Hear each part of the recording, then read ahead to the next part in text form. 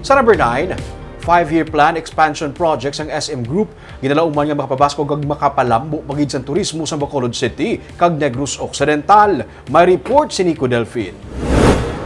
Sa pagsugod operate sang Park-in Hotel by Radisson sa Bacolod sang nagligad nga binulan, nakabalik man trabaho si Renan Monte nga karon captain waiter sang hotel. Nagligad lang nga tuig sang nawadan siya sang trabaho epekto man sang pandemic. Nilito na lang ko na mag-focus sa mong kampo. For how long? Almost 1 year. 1 year and 3 months, yes. And then nag-decide ko, actually na-heard ko ning batian ko ning hotel nga son to open. So nag-apply ko diri. So nakaluyan sa Ginoo, medyo na evaluate ko. Direct hire. Actually, I'm very happy since as you can see, ilang dami-dami na damo ka pangita obra diri.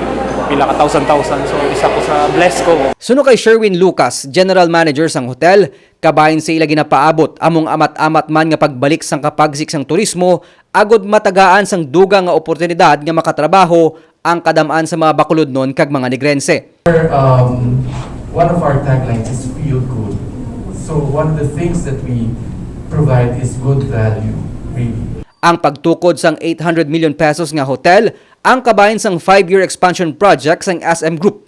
Suno kay Peggy Angeles, Executive Vice President sang SM Hotels and Conventions Corporation, nga kabahin man sa 18 billion pesos nga project development, kasubong sang expansion sang SMX Conventions, kag construction sang dugang hotel room sa mga key cities, ang ginalauman nila nga makabulig sa pagpalambo sang ekonomiya, ilabi na sang turismo sa pungsod karon nga pandemic.